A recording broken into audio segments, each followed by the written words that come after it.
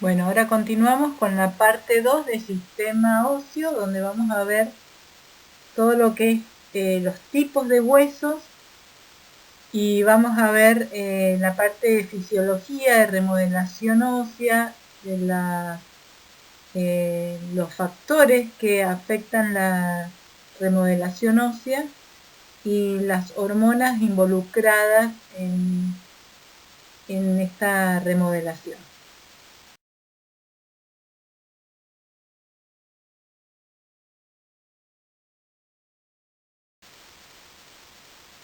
Una vez descritos los tipos de tejidos óseos, y como ustedes saben, el conjunto de esos tejidos óseos van a formar los huesos, vamos a comenzar a describir los tipos de huesos. Nosotros en nuestro sistema óseo tenemos distintos tipos de huesos. Son importantes que ustedes los tengan bien claros. Tenemos huesos largos, en los cuales vamos a hacer hincapié y vamos a describirlos en detalle. Tenemos los huesos planos, los huesos cortos, los huesos irregulares y los huesos supernumerarios, en los que encontramos los sesamoideos y los wormianos.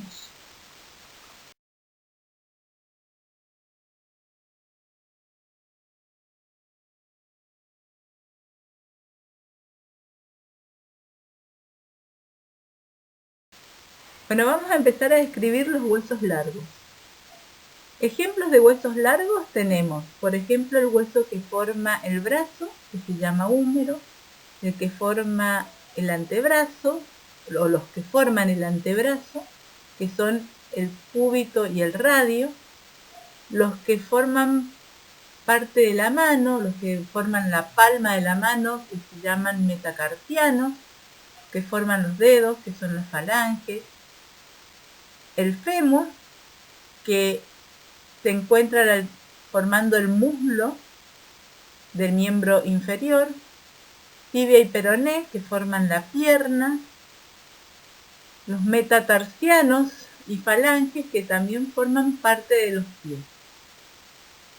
Y también tenemos un hueso largo, que son las clavículas, formando la cintura escapular. Ahora, todos estos huesos largos tienen características comunes. ¿Cuáles son? Si ustedes observan la imagen, van a encontrar que un hueso largo está dividido en distintas porciones. Tienen los extremos, las cabezas de los huesos, que se llaman epífisis. Son dos, una epífisis proximal y una epífisis distal. Tienen un cuerpo que se llama diáfisis, y entre las epífisis y la diáfisis van a encontrar las metáfisis. Las epífisis y las metáfisis están rellenas. En su interior encontramos tejido óseo esponjoso. En la metáfisis también vamos a encontrar otro tejido óseo, que es el tejido óseo reticular. Y en la diáfisis no encontramos tejido óseo esponjoso, sino que el espacio donde tendría que haber tejido óseo esponjoso no hay, y hay una cavidad que se llama cavidad medular, en donde vamos a encontrar médula ósea amarilla, si hablamos de un hueso largo de un adulto. Ahora, rodeando todo el hueso, van a tener tejido óseo compacto, es decir, que el tejido óseo compacto contiene a todo el tejido óseo esponjoso de las epífisis y la metáfisis y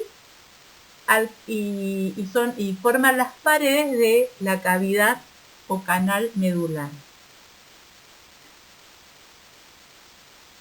En el tejido óseo esponjoso, acuérdense, como ya lo vimos en el video anterior, que en las areolas de este tejido óseo esponjoso encontramos médula ósea roja o amarilla dependiendo del hueso y dependiendo de la edad del individuo. Ahora, es importante que sepan que este hueso está rodeado por una membrana de tejido conectivo denso que rodea todo el hueso a excepción de los lugares donde se encuentran los cartílagos articulares. Y observen en la imagen dónde están los cartílagos articulares. Esta membrana de tejido conectivo denso está muy irrigada y está muy inervada, se llama periósteo. Y por dentro también hay una membrana de tejido conectivo laxo que también tiene células osteogénicas que recubre la cavidad medular y también recubre las areolas del tejido óseo esponjoso, y esta membrana se llama endostio. Entonces hay dos membranas, un endostio, endo significa dentro del hueso, es decir, que recubre todas las cavidades que están dentro del hueso, y periósteo, peri significa por fuera, esta membrana recubre al hueso por fuera, excepto a la altura de los cartílagos articulares. Bueno, vamos a describir un poco los huesos cortos, los huesos planos, los irregulares y los numerarios. Los huesos cortos, que son la imagen que ustedes tienen a la izquierda de la diapositiva, tienen forma cuboide, es decir, forma de cubo. Tiene un volumen restringido, siempre sus ejes tienen las mismas dimensiones o más o menos las mismas dimensiones. Principalmente estos huesos están formados por tejido óseo esponjoso en el centro y rodeados por tejido óseo compacto. Ejemplos de huesos cortos son, por ejemplo, los huesos del carpo, que forman parte de la mano, y del tarso, excepto el hueso calcáneo, que es un tarsiano, pero no es un hueso corto, que forman parte del pie. En cuanto a los huesos largos, en los huesos planos, en ellos el espesor es reducido, predomina la longitud y el ancho. También tiene en el centro tejido óseo esponjoso y en las superficies tejido óseo compacto.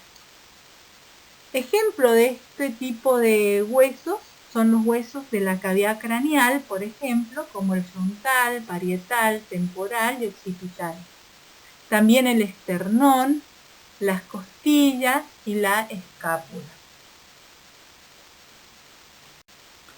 Bueno, acá vamos a describir los huesos irregulares. Se les llama huesos irregulares porque tienen una forma compleja, lo cual no nos permite encuadrarlos en las clasificaciones que antes hemos observado o hemos visto. Presentan una distribución del tejido óseo compacto y esponjoso variable.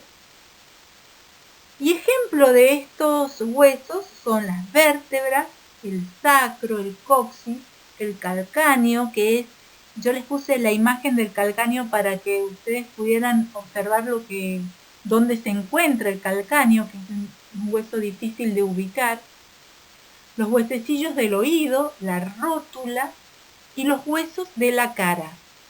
Tengan en cuenta esto para cuando tengan que completar el trabajo práctico. Después tenemos los huesos supernumerarios, que son huesos bastante raros, porque no hay un número determinado de huesos supernumerarios. Dentro de los supernumerarios tenemos los huesos sesamoideos, que tienen forma de semilla de sésamo. Observen en la imagen que está debajo del texto de huesos supernumerarios hacia la izquierda de ustedes. Allí van a encontrar marcado con círculo rojo donde se pueden ver los huesos supernumerarios. Este es un ejemplo de un montón de lugares donde ustedes van a encontrar esos huesos. Se desarrollan en el interior de tendones sometidos a condiciones de tensión, fricción y estrés. Por eso están en distintas partes del cuerpo.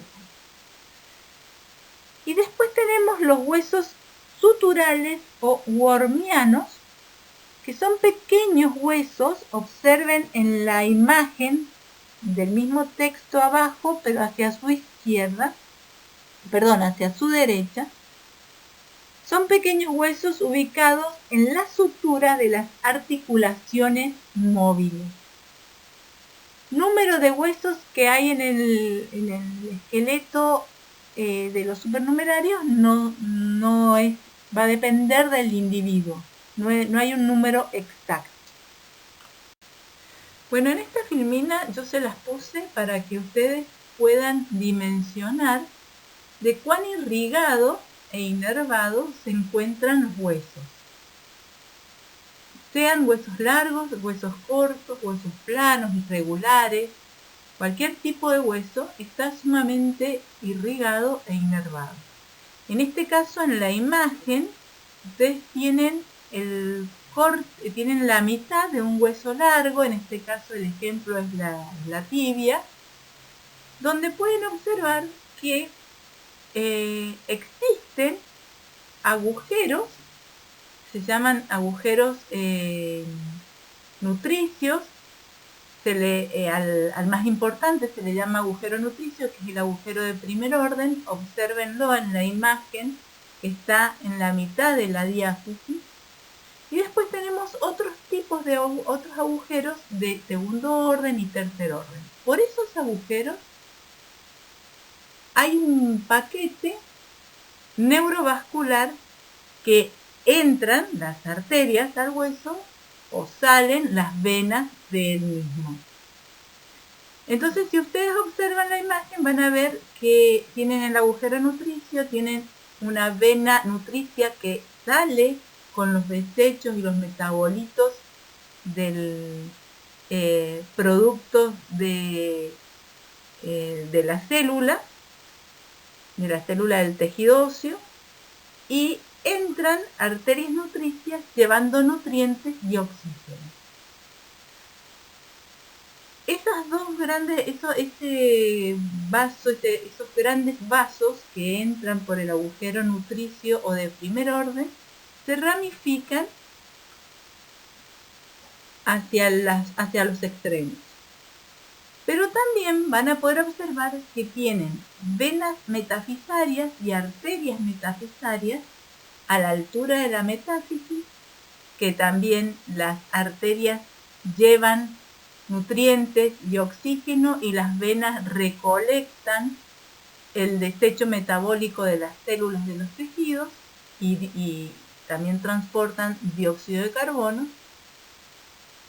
Y también vamos a encontrar venas epifisarias y arterias epifisarias que también entran o salen por los agujeros de segundo y tercer orden. Entonces,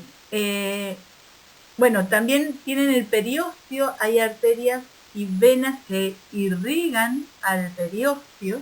Entonces, como para que ustedes tengan la dimensión de que el hueso es un órgano que está sumamente inervado y muy, muy, muy irrigado.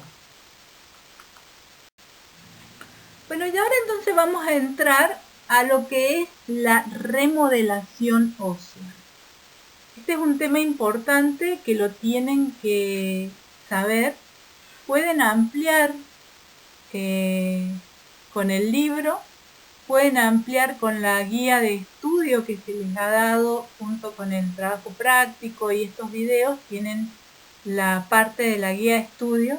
Es importante que no solamente se queden con el video, sino que lean, porque ahí está mucho más explicado cada uno de los puntos que vamos desarrollando en el PowerPoint. La remodelación ósea consiste en dos partes: la formación ósea y la resorción ósea. Entonces, en la remodelación ósea vamos a tener una etapa de formación del hueso, es decir, de la incorporación de sales minerales y fibras de colágeno al hueso, y obviamente entonces la formación de la matriz ósea. Y también vamos a tener una etapa de resorción ósea, que es cuando hay remoción de minerales y fibras de colágeno del hueso a través de las células de los osteoclastos y la destrucción de la matriz ósea. Es decir, que hay degradación del hueso. ¿En todas las etapas de la vida esto es de la misma manera? No. Hay factores que afectan el crecimiento y hay factores que afectan la resorción ósea. Principalmente la edad, la nutrición del individuo y las hormonas y factores de crecimiento. Dentro de la edad, en la infancia y en la adolescencia va a primar la formación ósea sobre la resorción ósea.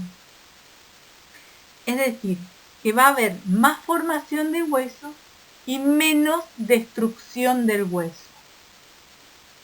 En los adultos jóvenes, hasta alrededor de los 50 años, esto cambia, donde la formación y la resorción van a estar medianamente equilibradas.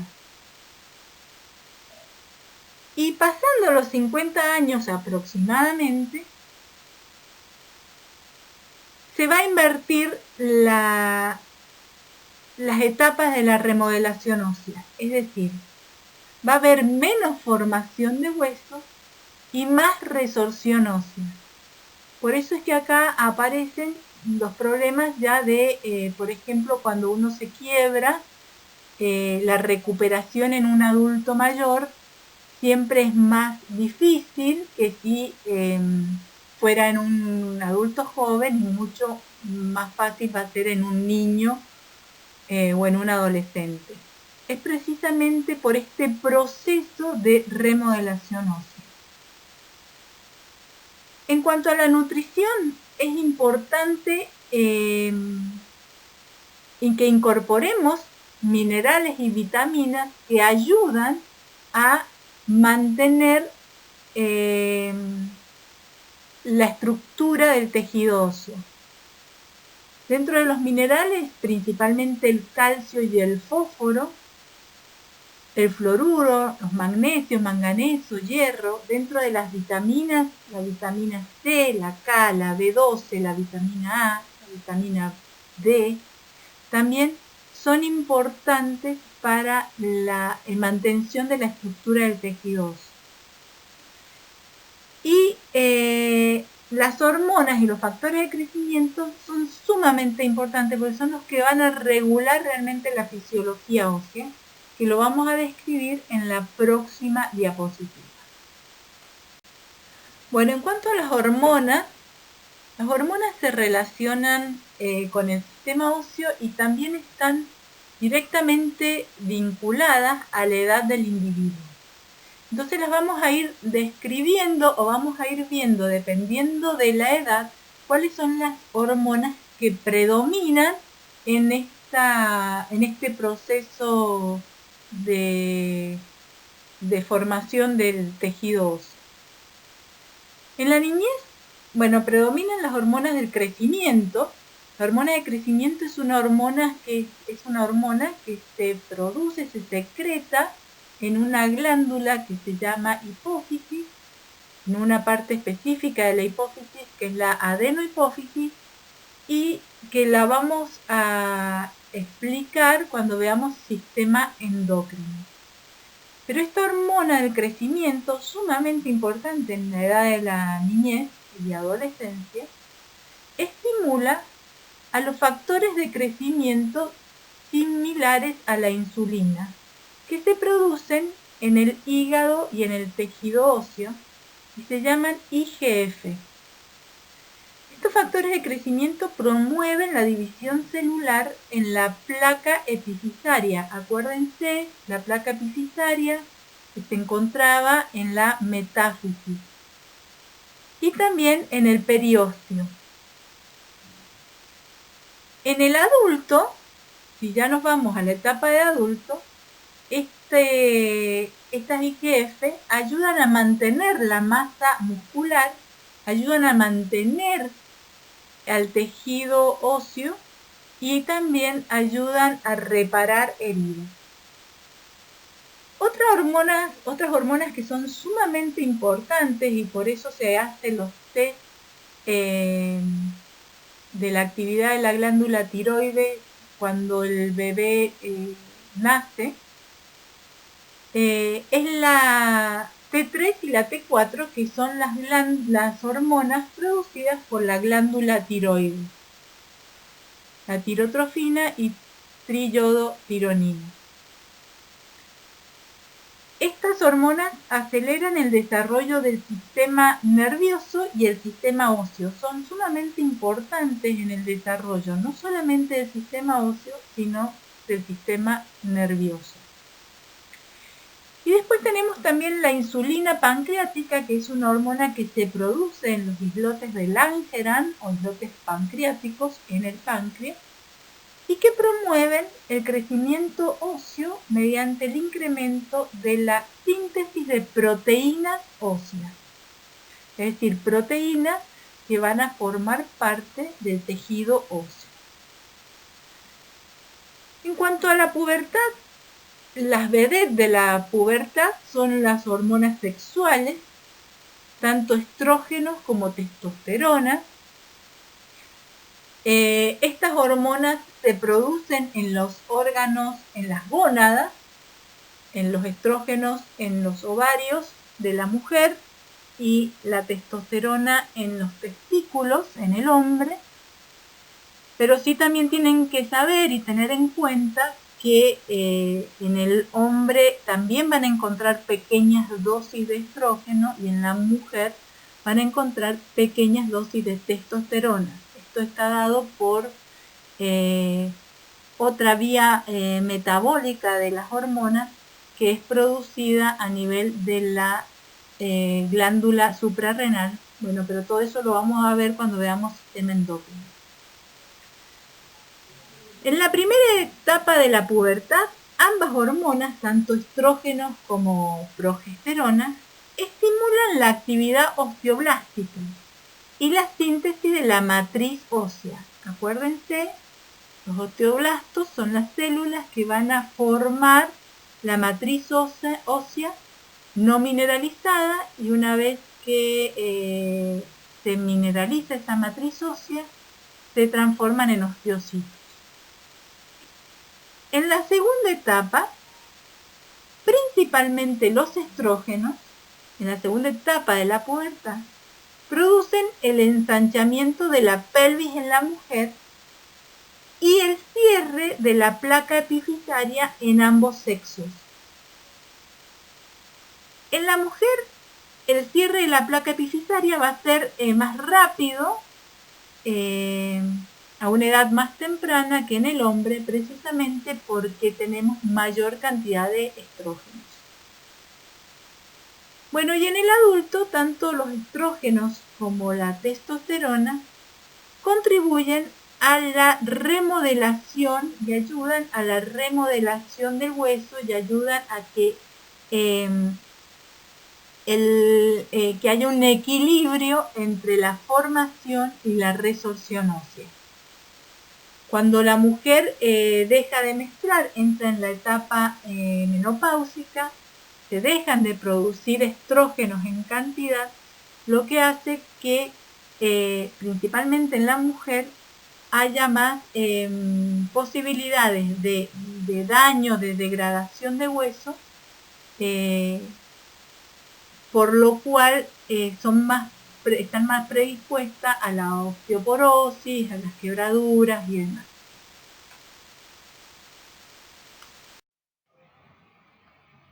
Bueno,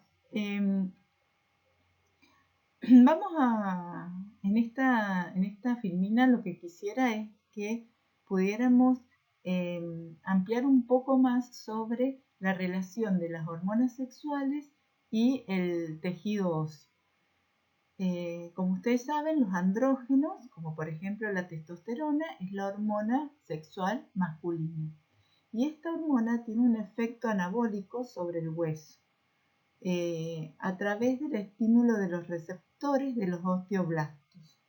Esta hormona actúa de mediador en el pico de la hormona de crecimiento en la pubertad.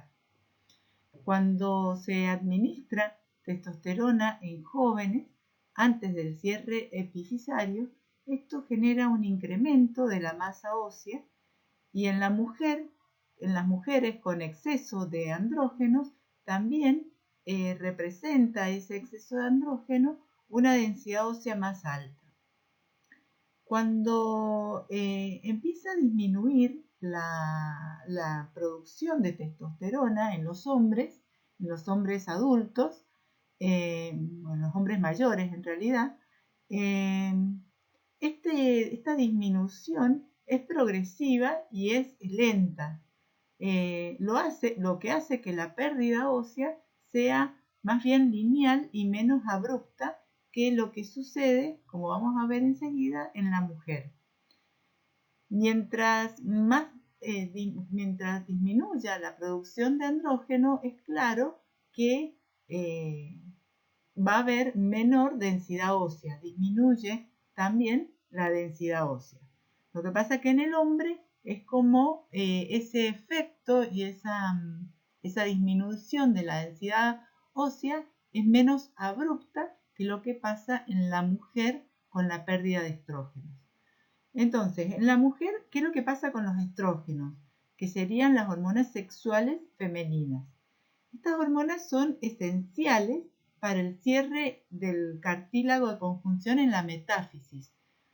Y se ha descubierto que juega un papel muy importante en el desarrollo esquelético, tanto en el hombre como en la mujer, durante la adolescencia.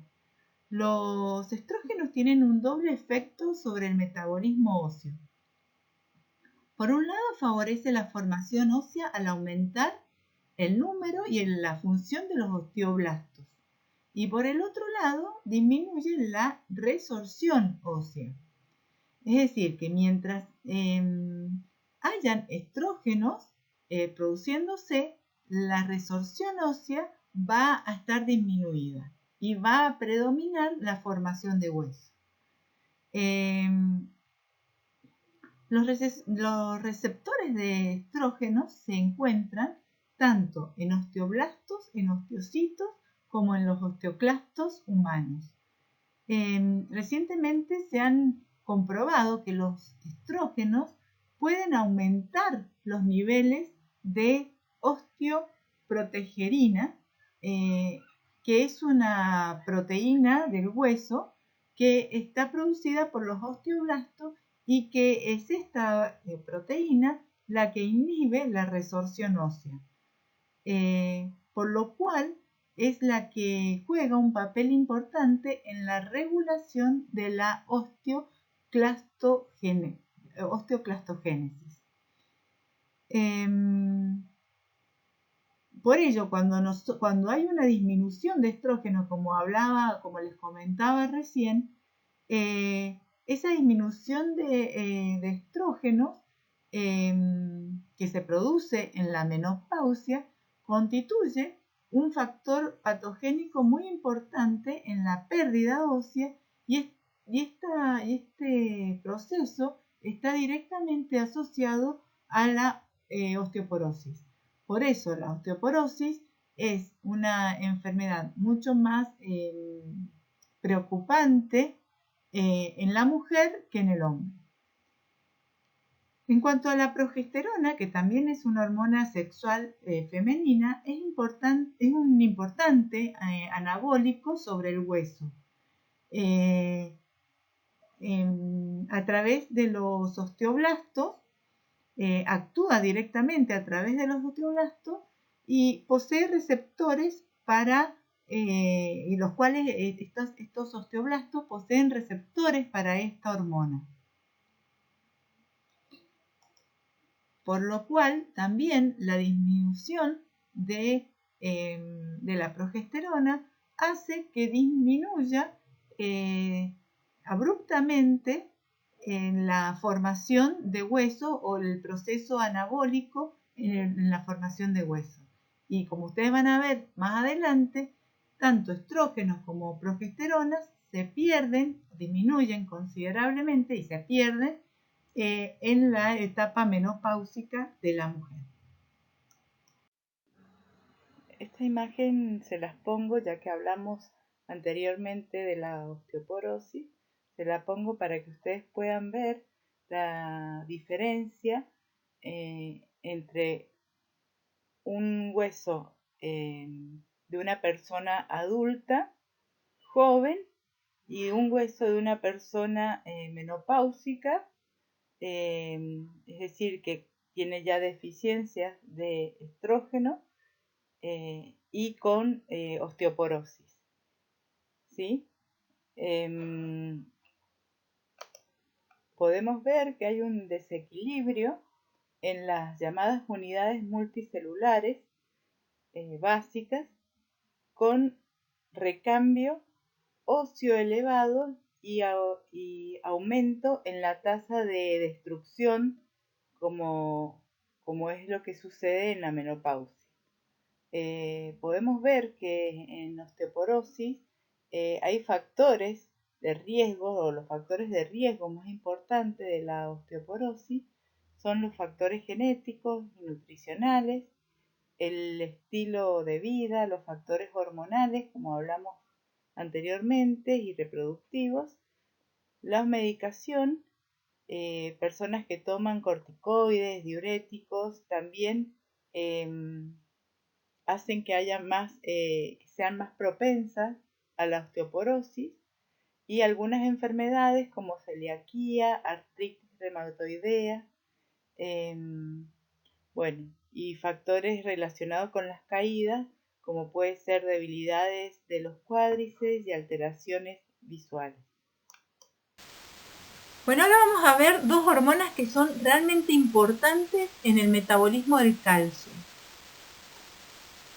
En la regulación de los niveles de calcio sanguíneos, pero que obviamente al ser el hueso o el tejido óseo el reservorio más importante de calcio en nuestro organismo, también están directamente vinculadas con el desarrollo óseo. Entonces ahí juegan entre la formación o resorción ósea y las concentraciones de calcio en sangre. Hay un papel muy importante que está dado por dos hormonas que son la paratormona y la calcitonina. La paratormona es una hormona que se secreta en las glándulas paratiroides, que son unas glándulas que se encuentran por detrás de la tiroides. Todo esto lo vamos a desarrollar en detalle cuando veamos sistema endocrino.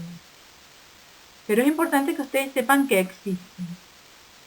¿Cuál es la función principal de la paratormona? Es la de aumentar el calcio en sangre cuando los niveles en sangre de calcio han disminuido por algún proceso metabólico. Entonces, si yo tengo niveles de calcio bajos en sangre, algo tengo que hacer para que la fuente de calcio, que es mi hueso, transmita o envíe calcio a la sangre para aumentar los niveles de calcio. No sé si me estoy explicando.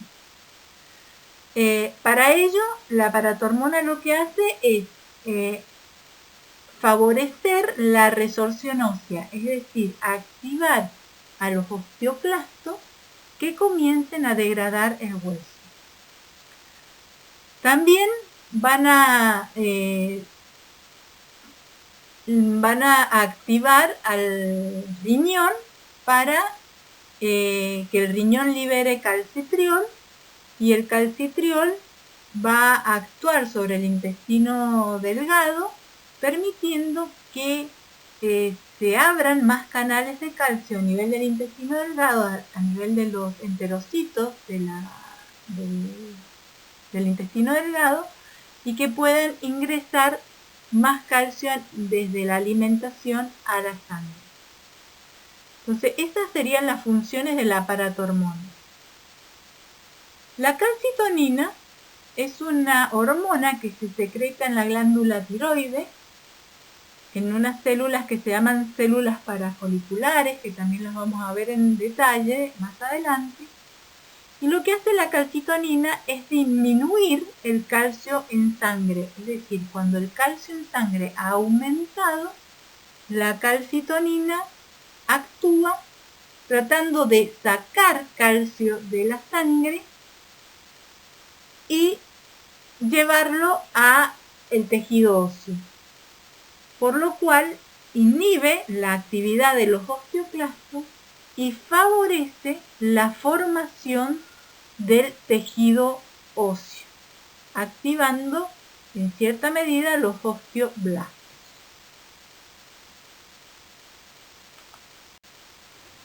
Bueno, acá en realidad es para hacer un resumen de la diapositiva anterior, que hace la paratormona u hormona paratiroidea, la van a encontrar de las dos maneras, que actúa aumentando las concentraciones de calcio en sangre cuando estas concentraciones en sangre han disminuido o bajan. Y la calcitonina es antagónica a la paratormona, es decir, que hace lo opuesto. Disminuye las concentraciones de calcio en sangre cuando el calcio en sangre está aumentado. Ahora, es importante, ¿por qué hacemos tanto hincapié en el metabolismo del calcio? Porque el calcio no solamente es importante para la estructura del hueso y para la formación del tejido, sino que también es fundamental para la transmisión del impulso nervioso. Nosotros necesitamos calcio en la sinapsis química, que lo vamos a ver más adelante, y es fundamental para la contracción muscular. Si no hay calcio, no hay contracción muscular. Por eso que hacemos hincapié en este punto sobre el metabolismo del calcio. En la diapositiva que sigue les hago un esquema para que ustedes puedan visualizar lo que yo les he hablado en las dos últimas diapositivas sobre cómo actúan estas hormonas en relación a la concentración de calcio en sangre. Bueno, en este esquema vamos a tratar de que quede más claro lo que les traté de explicar en las dos últimas diapositivas. Entonces, primero hay algunos estímulos que interrumpen la homeostasis del calcio, y eso hace que la concentración de calcio a nivel en la sangre, del calcio circulante, disminuya. Cuando eso sucede, cuando hay una disminución de los niveles de calcio en sangre, se activan receptores en las células de las glándulas paratiroides que detectan bajas concentraciones de calcio, lo que hace que las glándulas paratiroides liberen paratormona. Esa hormona que viaja por sangre va a generar dos efectos distintos, pero con el mismo fin: aumentar los niveles de calcio en sangre. uno de los efectos es actuar sobre los osteoclastos, incrementando la resorción ósea. Y también actúa sobre los riñones, haciendo que los riñones retengan calcio y eliminen por la orina fosfatos. Y también que produzcan calcitriol. Todos estos mecanismos hacen que los niveles de calcio en sangre aumenten. Cuando aumentan los niveles de calcio en sangre, que estaban bajos en su momento, se va a restaurar la homeostasis a la normalidad. Pero si esos niveles de calcio por algún motivo comienzan a aumentar en sangre, eso va a hacer que se active la hormona calcitonina. Lo que va a hacer la calcitonina es disminuir el calcio en sangre. Por eso es que la calcitonina y la paratormona son hormonas antagónicas. Bueno, hasta acá la parte 2, fin de la parte 2, y ahora vamos a empezar a desarrollar lo que es esqueleto, sistema esquelético y la descripción de todos los huesos que lo conforman.